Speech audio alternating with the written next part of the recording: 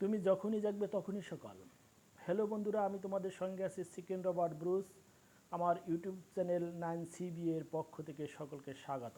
বাংলাদেশ আমার জন্মভূমি, এখানে যেন সমস্যার শেষ নেই। আমি বাংলাদেশের রেলওয়ে নিয়ে একটি ভিডিও করতে চেয়েছিলাম। এদেশে রেলওয়ের পরিবেশ যে কতটা খারাপ সেটা নিজ চোখে না দেখলে বোঝা যায় না। খুবই করুণ অবস্থা বিদ্যমান। চলুন দেখে আসি বাংলাদেশের রেলওয়ের পরিবেশ। রেলওয়ে ভ্রমণ করতে হলে মাস্ক পরে ভ্রমণ করতে হবে। প্রচুর দুর্গন্ধ আর অসহনীয় পরিবেশ, যা একজন সুষ্ঠু মানুষের পক্ষে এই ভ্রমণ করা সম্ভব নয়। তার উপর আছে মানুষের গাদাগাদি, ধাক্কাধাক্কি, নানা প্রবলেম। খোলা টয়লেট, মানুষের মলমূত্র সরাসরি রেল লাইনে গিয়ে পড়ে।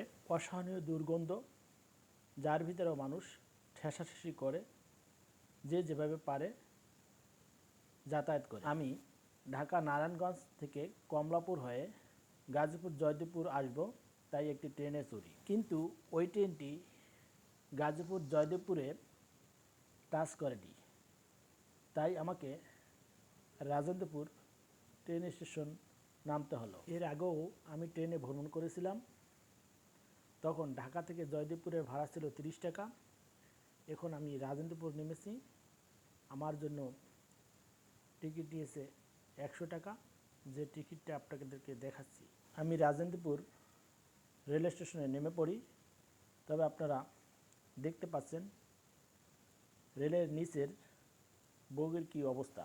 এখানে ওখানে মানুষের মলমূত্র ছড়িয়ে ছিটিয়ে আছে। এই পরিবেশে ভ্রমণ করা কোনো মানুষের পক্ষেই সম্ভব না।